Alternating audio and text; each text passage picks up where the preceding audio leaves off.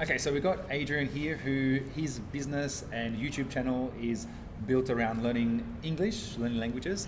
So thanks for chatting with me about languages today. You're very much welcome. What's up, guys?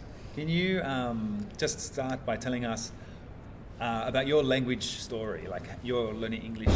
So basically, my first foreign language, so my second language is English, because it's like everyone, we need it. Yep. So I'm French from France. And then my third language is German, and then Russian, and so then you've learned Spanish. quite a few languages, or had experience learning them. Yeah, exactly. Yeah, great. You're right. And out of those languages, what one have you struggled with the most?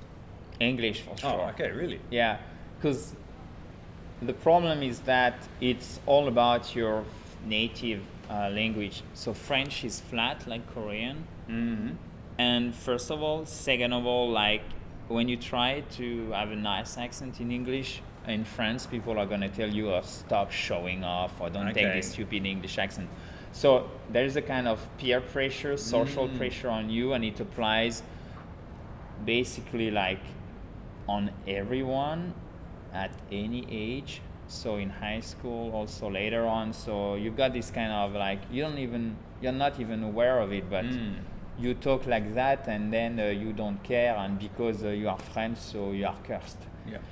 So this is so bad. So It's interesting hearing that if you actually develop good pronunciation, people this push back. which is like so crazy and so stupid, yeah. and this is like even dangerous and doesn't make sense, especially in the world we live in. So you have to adapt and you have to speak English, and then so we have that problem, and on the other end you have so many people like who basically need for professional or personal reasons to speak English. Yeah.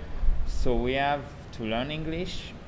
The thing is, like, everyone thinks that English is kind of easy because you've got no masculine or feminine genders. Okay. You have no conjugations, so tenses are on paper Or easier. Doesn't change as much as say French. Exactly. But this is so untrue because tenses are real. I mean, they are complicated in English, first of all, and second of all, pronunciation is really, really, really hard. Yeah. This is a tough nut to Okay. crack, Wow. for sure. Because for every word, you have to learn the right pronunciation, and which is even more difficult, you have to learn where to put the emphasis, the stress, which is a big obstacle for us French-speaking people. Yeah. It's different languages have We different have stress a rules. flat language. For example, Chinese is also like a roller coaster to me. Like ni hao, it's whoa. Yeah. Now, for French people learning English, what are some real things they struggle with? Well, basically, it's, you know what, this is really interesting. It's not even about English. It's about being aware that you are able to speak properly a foreign language. Okay. So to have enough faith in yourself and enough also motivation. Yeah. That's it. And because they are really shy, because for a very early age, we are being told that if you want to do something before doing it, and this is a very French stuff, that's why you have this word also in English, elite, which comes from French. It's not a surprise.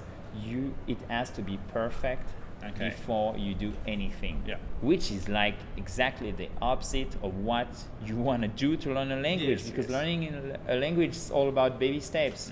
It's like a baby who is going to learn how to walk. You make mistakes and then you learn. And you're going to stand up on your own feet and then you're going to fall down, but like 1,000 times. Yeah. So it's not about like, I don't care about mistakes and I talk like that and grammar is bad, but fine. No, we don't want to do that. But still, you're going to do mistakes and this is fine. But you have to correct your mistakes as quickly as possible.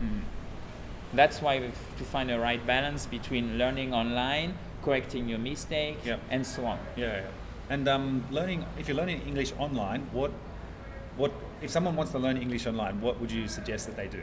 Well, I will suggest a mix of contents. So basically, for example, using an app like Duolingo or you have so many of them like Babbel. Okay. Yeah. So this one in Europe is pretty popular. It's fine, but it's really not enough. So, for example, find a nice teacher online who has a YouTube channel, and you take all the free content. Okay. Then you can use an app, but practice straight on from the very beginning. Go to language meetups. Yep. And here you have everything you need. You have the explanations from the teacher. Yep. You have the practice, okay? In and you meetups. have the app, for example, to use like in public transportation and so on. So you don't have to do everything at the same time, of course, but you have to remember that you need to find different sources to learn stuff. Yep.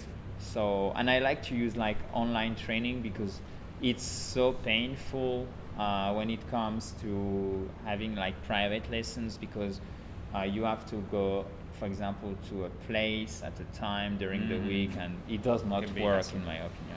Yeah. Or find like private tuition online. Also, it's nice, but you have to use some other sources of content. Sure. I to- think maybe the say tuition online or in face to face gives one thing that you might not be able to get in the other areas, which is direct feedback. Exactly, but on the other hand, it's kind of not enough for me, because No, not enough. when it's finished, Yeah.